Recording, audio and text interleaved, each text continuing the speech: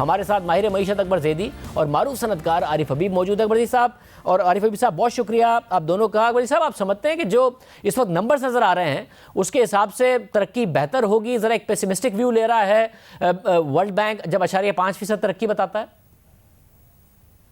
साल के मुकाबले में तो जो कुछ भी 20-21 में होगा इस साल में वो बेहतर ही होगा, क्योंकि हमें ये कभी भी नहीं भूल पाएंगे कि ये पिछला साल जो अभी गुजरा है, पिछले हफ्ते कितना बुरा साल था। -4%, -0.4% हमारी जीडीपी की ग्रोथ हुई थी, यानी कि हमारी मईशत सुकड़ी थी। तो उससे बेहतर जो कुछ भी होगा, वजीर आजम कह रहे हो, वर्ल्ड बैंक कह रहे हो, स्टेट बैंक कह रहे हो, आम लोग भी कह रहे हैं, वो एक्सपेक्ट करते हैं कि बेहतर ही होगा। मेरा ख्याल है बेहतर होगा।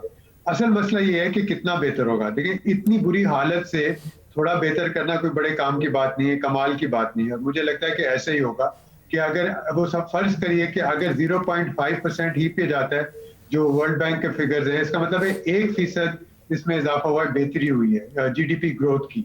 अगर ये स्टेट बैंक के भी फिगर मान लिए जाए, 1.5% भी अगर चला जाता है, जो मुझे नहीं नजर आता इस वक्त, तो इसका मतलब ये भी है कि सिर्फ 2% ग्रोथ हुई होगी। और आप बिल्कुल सही कह रहे हैं, वर्ल्ड बैंक ने तो ये कहा कि 1 साल नहीं 2 साल, अगले 2 साल जो है 22, 21 और 22 के बाद जाके शायद ये कहीं 2% से ऊपर जाएगी। ये अगले 2 साल में 1.3% का औसतन हवाला दे रहे हैं।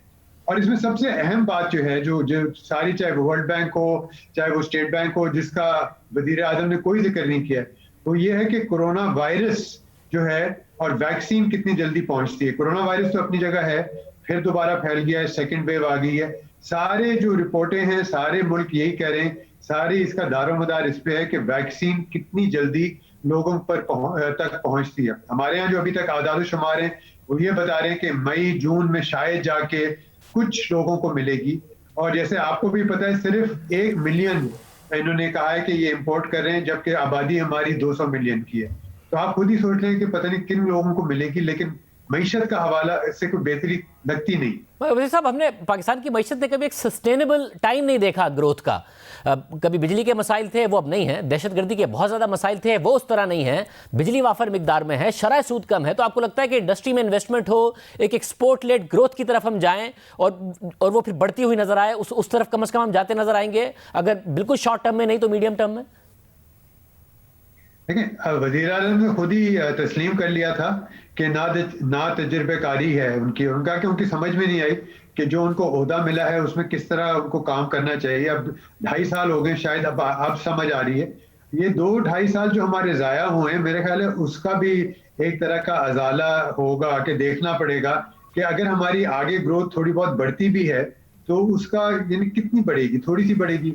अब आप कह रहे हैं एक्सपोर्ट लेड ग्रोथ। अब एक्सपोर्ट लेड ग्रोथ इस बात पर मुनहसर है कि जो ममालिक हमारी जो हमसे खरीदो फरोख्त करते हैं, कि क्या उधर बेहतरी आती है। नहीं, मुझे नहीं लगता कि अगले 3-4-5 महीने में यूरोप में, बरतानिया में कोई बेहतरी आएगी।